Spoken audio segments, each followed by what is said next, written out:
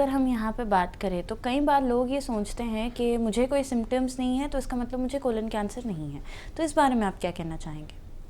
मतलब वही बता रहे हैं ना, कोलोरेक्टल कैंसर में यही इश्यू हो जाता है। आपका सिम्टम्स बहुत वेग होता है, पेट में गैस होना, और मेरे को जस्ट वेट लॉस, थोड़ा सा वज़न कम हुआ है, मेरे को थकावट लग रहा है, या कॉन्स्टिपेशन होना, या डायरिया होना, मतलब दस्त या कब्ज़ा होना, ये सब चीज़ होता है जो वेग सिम्टम्स रहता है।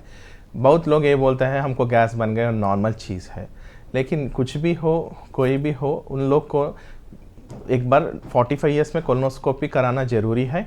और जो रिश्तेदार में कोई में कैंसर रहे तो वो लोग उस रिश्तेदार की उम्र से 10 साल पहले ही आके दिखाना ज़रूरी होता है।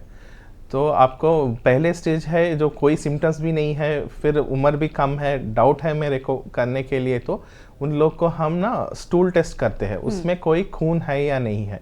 सो स्टूल में खून का टेस्ट देखेंगे, वो एक टेस्ट हो रहता है। कोलोनोस्कोपी का जो उसमें खून मिला तभी कोलोनोस्कोपी करेगा, नहीं है तो 45 ईयर्स के अंदर उम्र वाले को तो कोलोनोस्कोपी हम नहीं करेंगे, अनलेस स्टूल में कोई खून मिला तभी हम कोलोनोस्कोपी करेंगे।